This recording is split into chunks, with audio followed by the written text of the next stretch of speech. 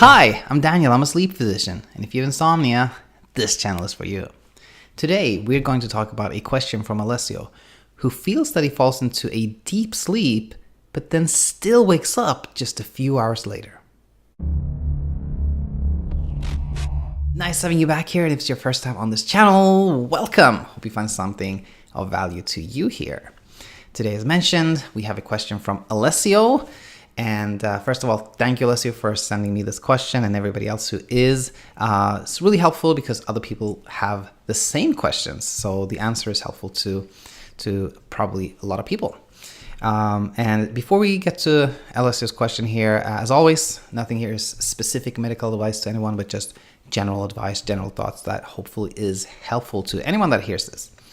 Now, that said, let's read this. So a day ago, so yesterday, I got this email and Alessio writes, last couple nights have been rough. I've slept 7 and 8 hours both nights, but they came with interrupted sleep, waking every 1 to 3 hours. Also, it feels as if every time I wake up, I fall into a deep sleep. So is it anxiety or stress that is, waking me up? Does this sound accurate? Love your videos. Thank you. And yeah, by the way, Alessio mentioned that he subscribed to the channel, and I told him that every time somebody subscribes, I get this message on my phone, and it makes me really happy. So thanks for that, Alessio. Now, I get similar questions quite a lot in clinic about, someone that wakes up for no particular reason, just like spontaneously wakes up.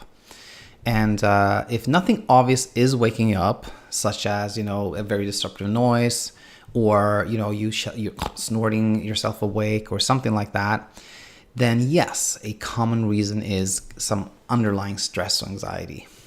And if it's not just like waking up, if you wake up and you're in this very anxious state, then you may also stay awake for some time before you are able to go back to sleep, of course. Now, the other thing that we have to keep in mind here is our sleep drive. What am I talking about here? Well, let's imagine that you have, let's say, what's called a strong sleep drive. Like when you go to bed, you have been awake for a long time, you are quite sleepy, you fall asleep, and your anxiety does wake you up, but you still have the sleep drive, you need to sleep more, then maybe you're not going to be awake for so long. So even if you have that underlying anxiety, having like a strong sleep drive can still be helpful because it allows you to fall back asleep quicker. Or if you have a strong sleep drive, again, that anxiety may not actually be able to overpower that, meaning you have some underlying anxiety, but you have a strong sleep drive, so the anxiety is not strong enough to actually wake you up. So what I'm getting towards is that the anxiety, the stress, of course, is something you should work on and hopefully get under more control, so to speak. But what from just a sleep perspective, what is always helpful, particularly if you have insomnia, is that strong sleep drive. And if you watched several of my videos, you probably know kind of where I'm going here, where I'm talking about. But if not, a sleep drive is your need for sleep. It's your sleep hunger. It's also known as sleep debt. And how can you make sure you have a strong sleep drive when you go to bed? Well, in a way, it's quite simple. The longer you've been like completely awake and active and alert, the stronger your sleep drive is. So what you should do if you have trouble sleeping, like the first thing to do is always pick a wake up time and be like really strict about that. Get up every single time, that same time every morning, and then go to bed X amount of hours before that, but not too much. So ask yourself how much sleep you need. Let's say you feel like, I think I function pretty good if I get 6.5 hours of solid sleep, then go to bed about 6.5 hours before that wake up time you chose.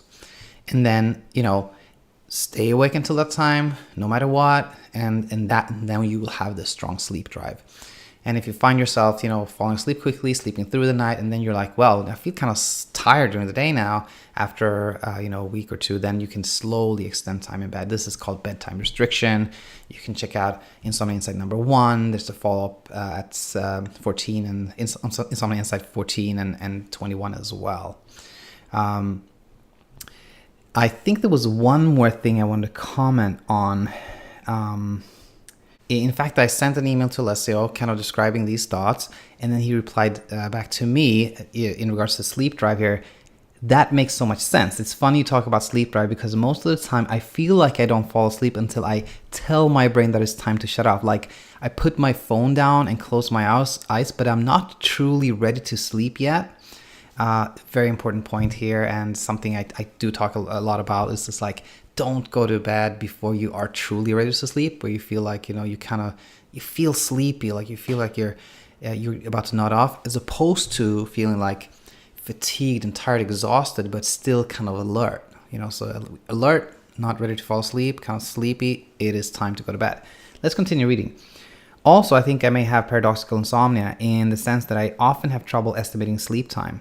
Some nights I feel like my brain has not shut off fully and I'm not asleep, but when I look at the clock, I realize my eyes have been closed for quite some time, usually 45 minutes to an hour.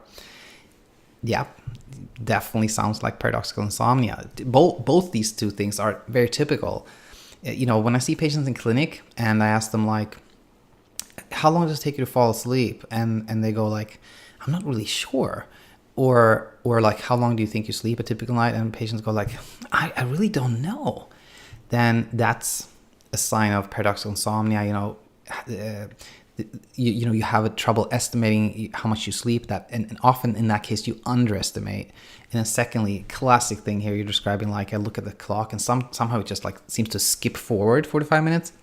Yeah, you were asleep. And as we talked about, in yesterday's episode, where we had a question from Caleb, or questions from Caleb, very similar here, like definitely a component of paradoxical insomnia.